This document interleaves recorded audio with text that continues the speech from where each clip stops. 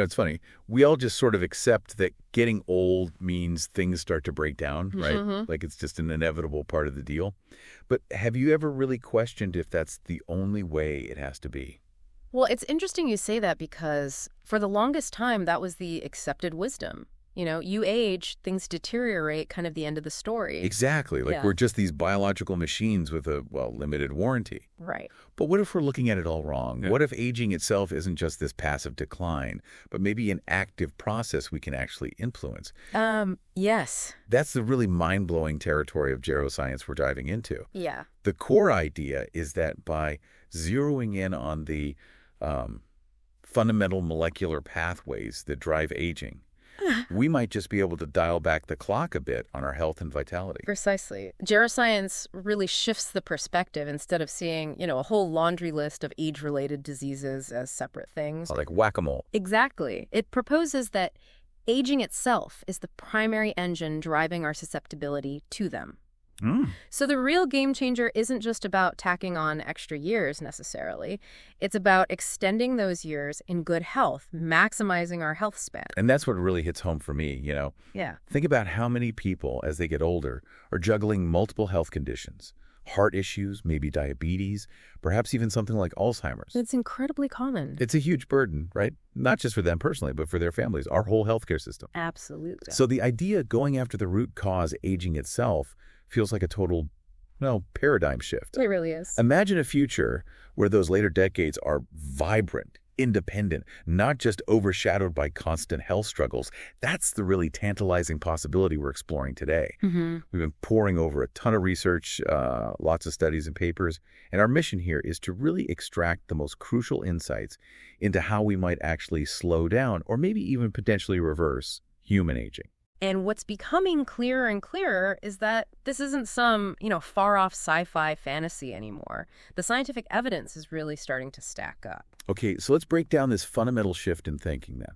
For generations, we've just assumed aging is this unavoidable one-way street. You get older, things wear out. Like you said, end of story. End of story. Right. But geroscience is saying, hold on a minute. They're proposing that aging isn't just passive wear and tear. It's driven by specific biological mechanisms that we might be able to, manipulate. That's the key distinction, yeah. Instead of viewing aging as just this inevitable decline, geroscience sees it as being propelled by particular molecular pathways, these specific processes. Okay. And if we can identify and effectively target those pathways, then aging itself becomes potentially a point of intervention. So it's not about chasing a cure for every single disease that pops up with age. Right. But more about maybe fortifying our bodies against those diseases in the first place. Right. By slowing down the underlying aging process. Exactly. And the real prize here, as we said, is extending our health span, living those extra years with vitality, with function. Why is that focus on healthy years so critical? I mean, beyond just the obvious desire for a longer lifespan. Well, if we kind of zoom out and connect this to the bigger picture, just think about the massive demographic changes happening globally. Okay.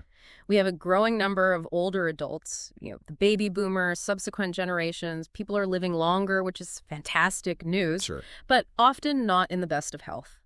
And this creates enormous pressure. Pressure on our healthcare systems, obviously, pressure on families who often take on significant caregiving role. Yeah, that's huge. And pressure on economies that face rising healthcare costs and, potential workforce shifts. Right. So extending health span isn't just a personal win. Not at all. It means more individuals can remain active, engaged, productive for a greater portion of their lives. It could alleviate some of that societal strain while, of course, dramatically improving the quality of life for individuals themselves. Imagine having more years to, pursue your passions, contribute, travel, whatever, without the limitations imposed by age-related illnesses. It really paints a different picture of what our later years could look like, doesn't it? It absolutely does. And the driving force behind all this research is this core belief that the biology of aging isn't fixed. It's actually malleable, something we can potentially treat. That's still a pretty revolutionary idea, isn't it? It is, but it's an idea that's increasingly backed by a wealth of research findings across different scientific disciplines. Okay. For decades now, scientists have been meticulously studying the fundamental processes of aging, and what's emerging is a much clearer understanding of the crucial mechanisms at play. The nuts and bolts. The nuts and bolts. And with that understanding comes the exciting possibility of developing interventions that can specifically target those mechanisms. And they've even pinpointed some of these key processes, right? They're often called the hallmarks of aging. Can you give us a few concrete examples of what those entail? Absolutely. So scientists have identified around a dozen, maybe a bit more now, interconnected biological processes that seem to be central drivers of aging. Okay. One crucial hallmark is the accumulation of DNA damage over time. Our DNA is constantly under assault, from inside and outside factors. Yeah. And while we have sophisticated repair systems, their efficiency tends to diminish as we age. Makes sense. Things get worn out. Kind of. Though, interestingly, some recent research suggests that even small amounts of really targeted DNA repair can have disproportionately large effects on how cells function. So that hints at potential for, maybe, rejuvenation. Interesting. What else? Another key hallmark is telomere shortening. Think of telomeres like the little plastic tips on your shoelaces. Ah. They're protective caps at the ends of our chromosomes, and they naturally shorten each time a cell divides. When they become critically short, the cell often stops dividing properly or might even become senescent, which we'll probably talk more about. Okay, so those shortening telomeres and that accumulating DNA damage sound like major red flags already. What else is on this list of culprits? Well, we also see a decline in the efficiency of protein production. Our cells become less good at creating the vital proteins they need to function correctly. Okay. Then there's mitochondrial dysfunction. Mitochondria are the powerhouses within our cells. Right, I remember that from biology class. Exactly. They're responsible for energy production, and their performance tends to degrade with age. Think of it like an engine just gradually losing its efficiency over time. Gotcha. Stem cell depletion is another significant factor. Stem cells are absolutely essential for tissue repair and regeneration, Mm-hmm. and their numbers and their ability to function decrease as we age. So that hinders our body's ability to heal properly. So it takes longer to recover from things. Precisely. And what's also fascinating is that even things like the delicate balance of our gut bacteria, the microbiome, and the intricate communication networks between our cells, all that signaling can become disrupted as we get older, too. Wow, it really sounds like a cascade of interconnected issues, doesn't it? All contributing to this aging process. It does seem that way. They're very linked. So how do these fundamental changes at a cellular level actually translate into the age-related diseases we're all familiar with? It's one thing to understand these processes are changing, but how does that lead to, say, heart disease or Alzheimer's? Yeah, this is where the connections become really compelling and where geroscience really makes its case. These aging processes create a cellular and systemic environment that actively promotes disease. How so? For instance, the buildup of DNA damage and these dysfunctional cells we mentioned, they can trigger chronic low-grade inflammation throughout the body. Oh, inflammation. You hear about that a lot. You do. And this persistent inflammation is now recognized as a major underlying factor in a really wide range of age-related diseases. And then impaired tissue repair, which stems from things like stem cell depletion, means our bodies are less capable of recovering from injury or fighting off disease effectively. Right. Insulin resistance, often linked to those mitochondrial problems and disrupted cell signaling. That's a key step in developing type 2 diabetes. Mm-hmm. And a weakened stress response just makes us more vulnerable to various biological insults, pathogens, you name it. So you can see how these interconnected issues could contribute to, well, almost everything we associate with aging, like neurodegenerative conditions, Parkinson's, Alzheimer's. Absolutely. Cardiovascular disease, even vision problems like macular degeneration and various forms of cancer, too. It's like the aging process weakens our resilience and increases our susceptibility across the board. That's a great way to put it. It lowers our defenses, essentially. Okay, so we've identified the problem, these underlying hallmarks of aging. Now, the exciting part, what are some of the most promising approaches scientists are exploring to actually target these processes and potentially slow them down? I know we've seen some fascinating research around things like senescent cells, calorie restriction, even some existing medications. Absolutely. Let's start with those senescent cells. So imagine cells that are old and worn out, but instead of dying off cleanly, Right. they linger, like grumpy old neighbors causing problems. Okay. Grumpy neighbors. Yeah, and they constantly release these inflammatory signals that disrupt the health of the cells and tissues around them. These are senescent cells. Like they're bad news. They seem to be. Scientists like Judith Campisi at the Buck Institute and others have really been at the forefront of showing that these zombie cells, as they're sometimes called, That's the term I heard. are a major driver of the aging process and many age-related diseases. So if we could somehow selectively eliminate these senescent cells, these zombie cells, that could have a significant positive impact. That's the core concept behind senolytics. These are drugs specifically designed to seek out and destroy these senescent cells. Yeah. And the results we've seen in preclinical studies, in animals have been pretty remarkable, demonstrating extensions in both lifespan and, crucially, health span, the healthy years. So it's not just living longer in a frail state. Exactly. And what's particularly encouraging is that this research is actually moving beyond the lab now. Oh, really? Into humans? Yeah. A company called Unity Biotechnology, for example, has reported some promising results in early-phase clinical trials using senolytics to treat an age-related eye disease. Wow. Now, it's still early days, definitely. But the ability to precisely target and remove these harmful cells represents a really exciting potential therapeutic avenue. That sounds incredibly promising. Okay, what about calorie restriction? We've been hearing about the potential benefits of eating less for, well, quite some time now. Is that still considered a viable strategy in geroscience? Oh, absolutely. Calorie restriction, or CR, which typically involves reducing caloric intake by maybe 20 to 40%, but without causing malnutrition. Right, that's key. That's crucial. It has consistently demonstrated really remarkable effects in extending lifespan and delaying the onset of disease in a huge array of organisms. I mean, from simple things like yeast all the way up to primates. That's a pretty broad range of organisms. That suggests something fundamental is going on. It really does. And one of the striking insights more recently is that the timing of calorie restriction might be almost as important as the extent. Some studies are suggesting benefits even from things like intermittent fasting regimens, not just constant restriction. Okay, that's maybe more achievable for people. But what's actually happening in the body when you significantly reduce calorie intake like that? It seems to trigger a cascade of beneficial physiological changes. For one, it boosts autophagy. Autophagy? Yeah, think of it like your cells have their own internal recycling and waste disposal system. Okay. Cellular housekeeping. Exactly. It clears out damaged proteins and cellular debris to keep everything running smoothly. Calorie restriction seems to supercharge this process. Nice. It also improves mitochondrial function, making those cellular powerhouses more efficient, and it reduces oxidative stress, which is a major contributor to cellular damage over time. So less rust, basically. Kind of, yeah. Then. The overall effect is a slowing down of cellular damage and an improvement in metabolic efficiency, and that can help delay the development of things like cardiovascular disease, diabetes, cancer, even neurodegenerative disorders. But let's be realistic here. Mm-hmm. Drastically cutting calories by, say, 30% forever. Mm-hmm. That's a really tough sell for most people over the long haul, isn't it? It absolutely is. Adherence is a major challenge, which is why... There must be an easier way. Yeah. Or something that mimics it. That's exactly where drugs like metformin and rapamycin have garnered a lot of attention. They seem to mimic some of those beneficial effects of calorie restriction. Okay, tell me about metformin first.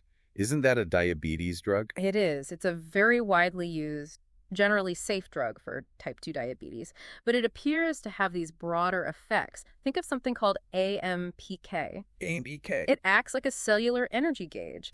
When energy levels are low, like during calorie restriction or exercise, AMPK gets activated, and that triggers a whole cascade of beneficial downstream effects.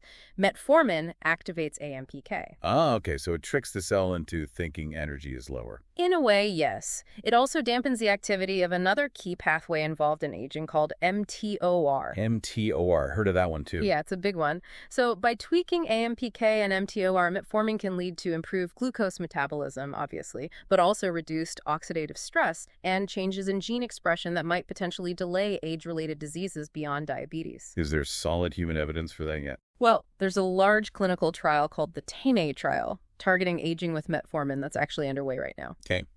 It's specifically designed to see if metformin can indeed reduce the risk of major age-related outcomes like cardiovascular disease, cancer, and cognitive decline in non-diabetic older adults. So we're eagerly awaiting those results. Okay, that's one to watch. And then rapamycin. That often comes up in these longevity discussions too. What's its role? So rapamycin is a potent inhibitor of that mTOR pathway we just mentioned. Right. So it also shares some mechanistic overlap with calorie restriction, maybe even more directly than metformin in some ways. Okay. What's particularly interesting about rapamycin is that it's been shown to extend lifespan in various species, mice, flies, worms, even when the treatment is started later in life. Oh, that's important. So you don't have to take it from middle age onwards necessarily. The evidence suggests maybe not, which is very encouraging. Mechanistically, it helps by enhancing that autophagy process, that cellular cleanup, reducing cellular senescence, those zombie cells again, and even improving immune function. Immune function. How so? Yeah, we've actually seen some clinical studies suggesting it can rejuvenate certain aspects of the immune system in older adults and potentially help with things like age-related heart issues, too. Wow. But isn't there a catch with rapamycin? Doesn't it suppress the immune system? That is the main concern, yes. It does have immunosuppressive effects. That's actually what it was originally developed for, to prevent organ transplant rejection. Right. So its use specifically for longevity purposes would require really careful dosing, monitoring, and management to balance the benefits against that potential risk. It's not something to be taken lightly. Definitely sounds like it. Okay, so it sounds like there are multiple promising avenues being explored, senolytics, mimetics like metformin and rapamycin, which is really encouraging. But is it likely to be as simple as just picking one of these interventions off the shelf and expecting to dramatically extend our healthy years? Or is the picture probably more nuanced? Oh, it's almost certainly more nuanced. Aging is just incredibly complex. It's a multifaceted process.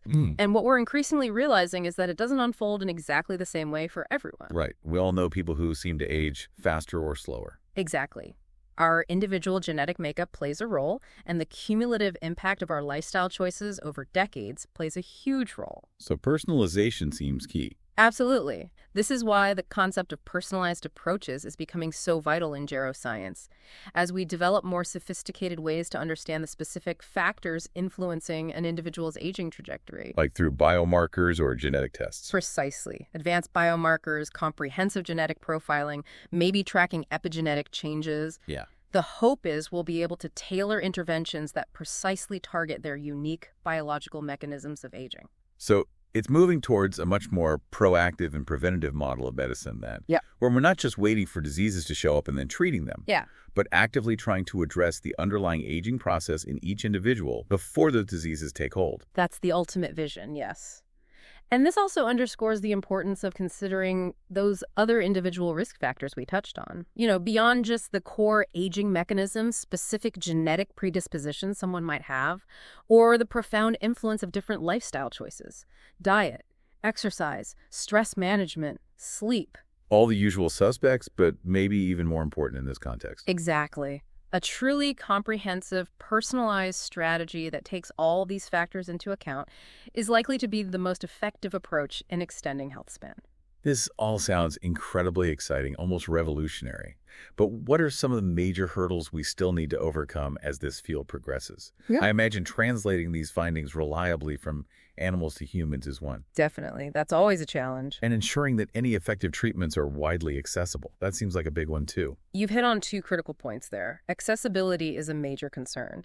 If these interventions prove to be highly effective, but are also prohibitively expensive or just not readily available to everyone, it could unfortunately just exacerbate existing health disparities and social inequalities. That's a serious ethical consideration. Absolutely. And what about getting these things approved?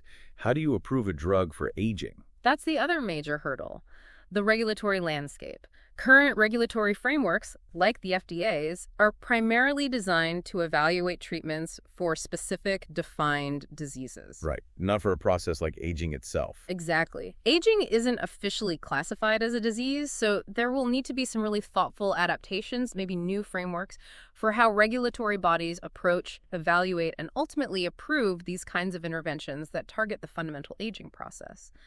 The TAME trial with metformin is actually partly designed to help pave that regulatory path. Okay, so definitely crucial considerations as this field advances. But despite these challenges, the overarching outlook seems genuinely optimistic, right? The potential to fundamentally reshape how we experience getting older feels, well, maybe within reach. I think it truly does. Cautious optimism is probably warranted, but yes, By continuing to unravel these fundamental mechanisms of aging and developing targeted interventions, we have the potential to transform both medicine and society in really profound ways. It's a huge shift. It is. The future could indeed hold the promise of longer, healthier, and more fulfilling lives for a significant portion of the population. A future where aging is no longer just synonymous with inevitable decline, but may be associated more with continued growth, wisdom, and engagement. So the big takeaway here, for you listening, is that the science is increasingly suggesting that influencing the aging process itself to significantly improve our health span, those healthy, vibrant years, is not just a pipe dream anymore. It's looking like a tangible and rapidly advancing possibility. It really makes you think, doesn't it, about the implications for your own life and for the future of healthcare as a whole. It certainly does. And maybe it leaves us with a final provocative thought for you to consider. Given how intricately interconnected all these different hallmarks of aging seem to be, Yeah. what if the most effective path forward isn't really the pursuit of a single magic bullet cure for aging? Yeah. But what if it's actually a carefully orchestrated and highly personalized combination of interventions, each one precisely targeting different facets of an individual's unique aging signature? A tailored cocktail approach. Something like that.